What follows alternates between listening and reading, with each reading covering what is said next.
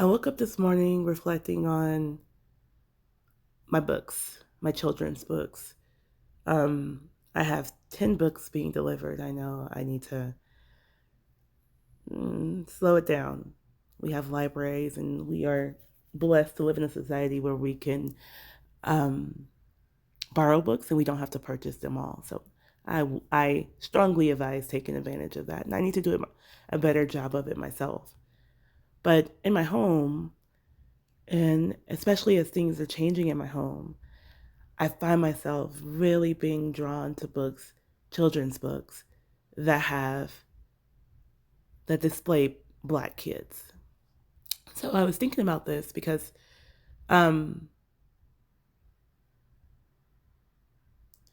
I don't like to think of myself as someone who is like biased, and I know that we all have implicit biases, but I, I'm like when I'm evaluating myself, I'm like, well, I have a diverse group of friends, that thing that we do. Um, I am comfortable and have dated beyond my race. So like I don't consider myself to be someone who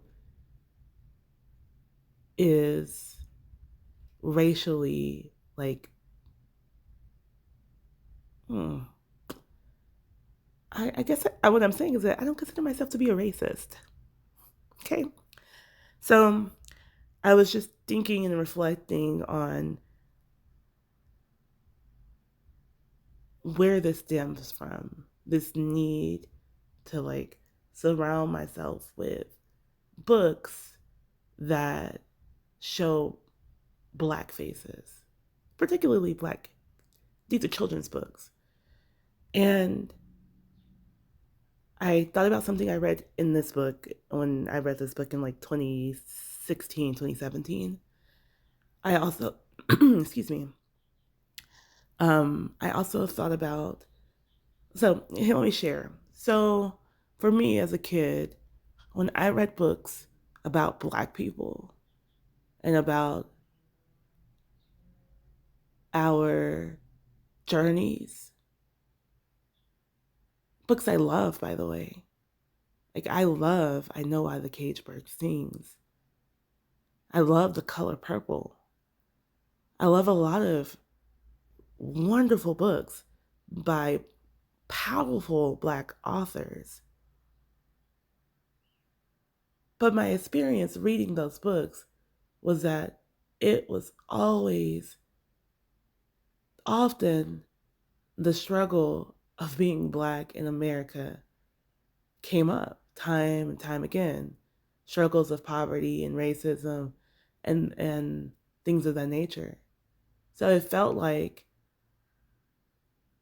never having anything to read where you could dream. It was like, for me, it felt like if I, my reading experiences, if I wanted to imagine, I had to imagine from the perspective of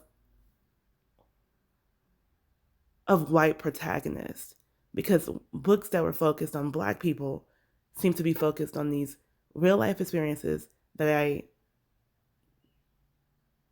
was already aware of because I am Black and I am not affluent. And so it was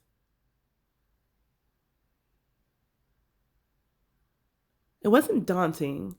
I love these books. Like, it was sad in a way that when I was a little girl, I wanted to be a redheaded orphan girl with freckles, Anne Shirley of Anne of Green Gables.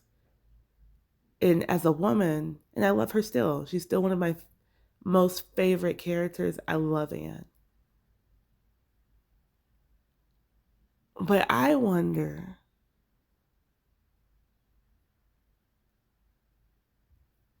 what it would be like if I, as a kid, was able to read books and my favorite protagonists looked like me, right? The girls with the imagination and the articulation and the ability to explore the world with curiosity and freedom and safety. Like, what if they looked like me? But that wasn't my experience as a reader. My experience as a reader was I was exposed to books and I that of Black people overcoming incredible obstacles and odds to become the greats. And I used to think, well, damn. I mean, I want to be awesome, but am I a Maya Angelou? Am I a Toni Morrison? Am I a James Baldwin? Am I all these fucking amazing humans? Like, am I them? Like, I kind of want to be a Ramona Quimby or an Anne Shirley. Like, I'm like not ordinary, but maybe not extraordinary. I don't know if that makes sense. So, um,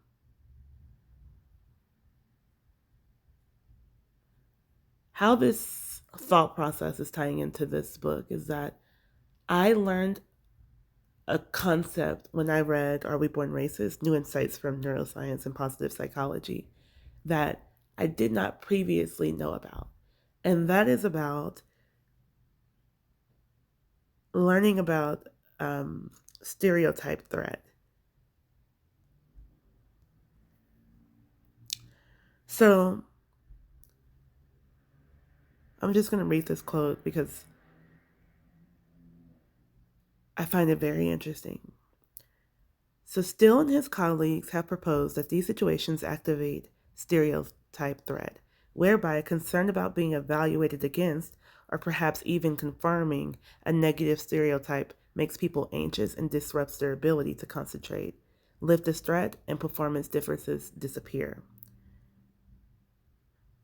Whether one is an older person learning how to operate a computer, a woman learning new scientific procedure, or an African American taking the GRE, negative stereotypes can affect people in ways that seem to confirm these very stereotypes.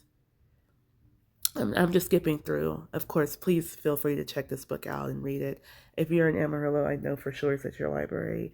If you're in any other place and your library doesn't have it, perhaps they have a program called Interlibrary Loan that can help you get it from a different library. It's also available on Kindle for a very reasonable price. So here lies the paradox in the enduring cycle of inequality and stereotypes perpetuate. Research has shown that those who care the most about their performance, those who stake their identities in a given domain of achievement, are the ones who seem to be affected the most.